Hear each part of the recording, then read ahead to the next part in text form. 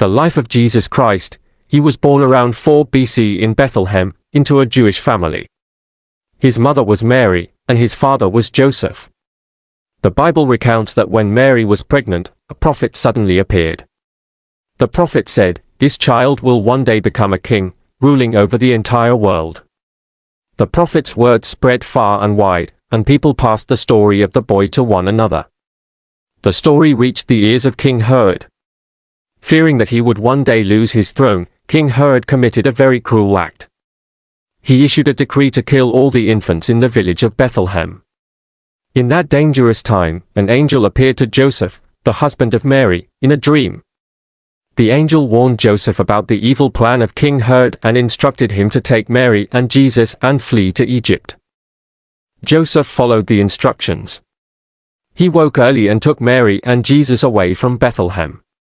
The escape was extremely difficult and arduous. After King Herod died, the angel appeared to Joseph again and told him that it was safe to return home. Jesus' early years passed peacefully.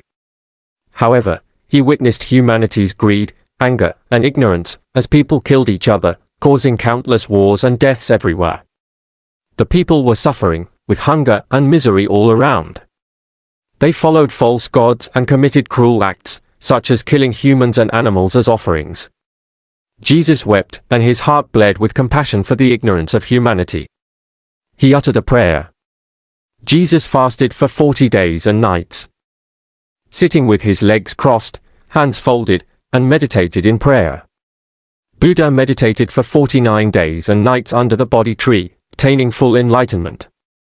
Buddha also faced many temptations, just as Jesus did.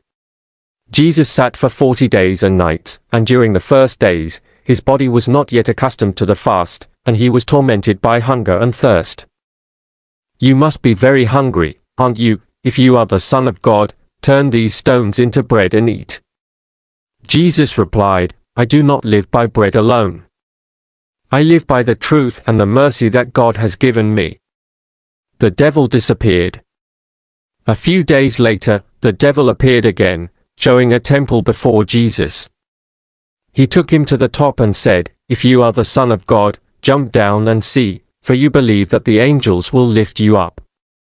Jesus replied, "You shall not tempt the Lord, your God. Your deeds will meet a sinful fate." He refused to prove his power, looking at the devil with eyes full of kindness and mercy. The devil, frightened, vanished. On the last night, the devil appeared again, taking him to a high mountain and showing him all the kingdoms of the world, the jewels, and the treasures. The devil said, "If you bow down to me, I will give you power over everything. Let's enjoy it together." Jesus, full of mercy, replied, "I came to this world out of compassion, bringing God's words, to awaken humanity's mercy, to turn from evil and do good, to wipe away sins so that they may return to God." He said, "Only the house where God resides is the most beautiful place." After 40 days and nights of meditation, Jesus' wisdom reached the state of omniscience. God had granted him many miracles, such as the ability to see all realms, both in the world and in heaven, known as divine vision. According to the Bible, during his sermons, Jesus often spoke of the heavenly kingdom, where God resides, a place more beautiful than anywhere else. Jesus also had divine hearing, meaning he could hear everything we say, no matter how far away. He possessed the power of knowing others' thoughts, whether good or bad. Jesus always taught that everything in this world, plants, animals, and humans, was created by God. All are children of God. Trees and plants create food and produce oxygen for us to breathe. The animals in the forest, created by God, are there to defecate, urinate, and eventually die, becoming fertilizer that helps plants grow faster. The forests and mountains are the lungs of the earth, a home for all of humanity. In his sermons, Jesus always emphasized compassion and mercy for all people and all living things. Jesus preached the saying, "Creatures sustain humans, and humans sustain creatures." Here, creatures refers to plants. Vegetables and fruits sustain us and produce oxygen for us to breathe. Human-sustained creatures means that when we exhale, plants absorb it; when we eat, defecate, urinate, or when we return to the earth after death, we nourish the plants.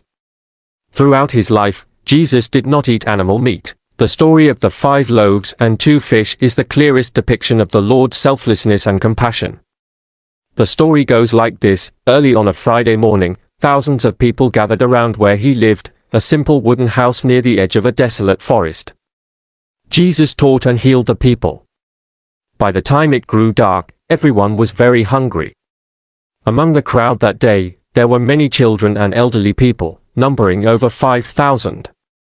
The disciples were concerned. Jesus looked at everyone with gentle eyes. He asked, "Are there any among the thousands here who brought food?" Among them was a small boy whose mother had packed him 5 loaves of bread and 2 fish that morning. A disciple named Andrew took the boy's 5 loaves and 2 fish and offered them to Jesus. He asked the crowd, "Do you think this will be enough to feed 5,000 people?" Everyone replied in unison, "No, Lord, it is not enough." Jesus smiled and reassured the crowd, "Do not worry.